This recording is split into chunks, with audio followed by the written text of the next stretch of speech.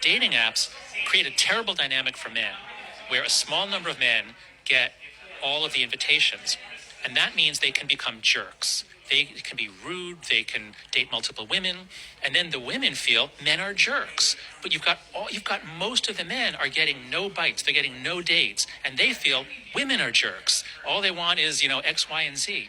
So I think the dating apps are one of the reasons driving the sexes apart. Again, this is just for heterosexual dating. Just driving the sexes apart, making it more difficult to date, to court, to fall in love, to marry, to have children. So I think we're going to look back on this and say the dating apps had all these unintended consequences that are really messing up the romantic lives of Gen Z.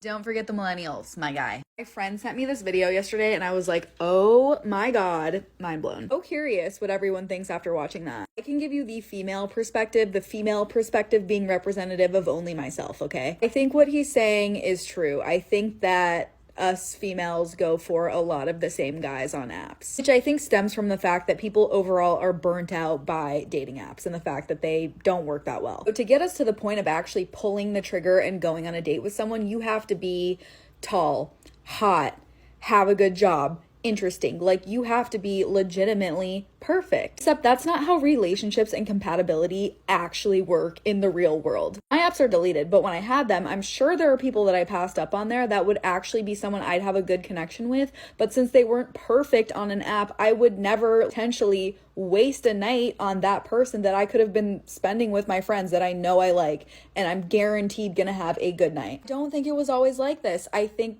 pre-COVID, it was more balanced. It is a broken system. Men have been telling women this for the past 5 years. She said her mind is blown, but that's not the only thing that gets blown when she chases after Chad and Tyrone. If women were not so shallow, they would get better opportunities for relationships.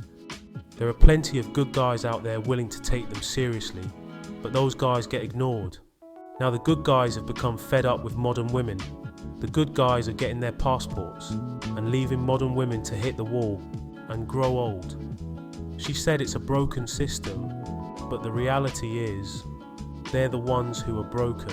They're lost! So there was a study that said 45% of women ages 25 to 44 are going to be single by the year 2030. And you already know that a lot of the guys are going to have an absolute heyday with this. Just another reason to hate on women. But before that happens, I want to talk about the reality of that statistic. It actually makes sense because the average age of people getting married for the first time is going up. Life expectancy is going up. The ability to have a child at an older age has grown thanks to science. And just from a mathematical perspective, if every woman between the ages of 25 to 44 got married at the age of 35, that number would be 50%. And this is just yet another tactic to try to scare women into settling for shitty relationships. To me, being single for the rest of my life is actually not something that terrifies me because I am inherently happy with myself.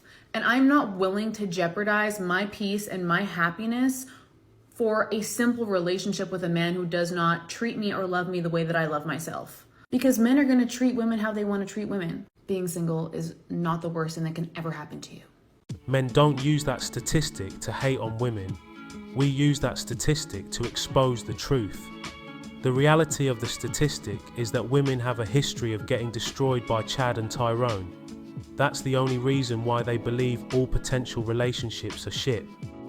They compare being single to a bad relationship because they don't have any good relationships to compare being single to.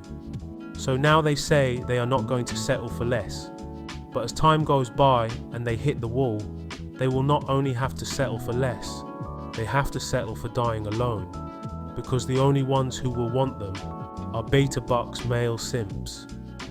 And maybe some delusional cats. She made her choice.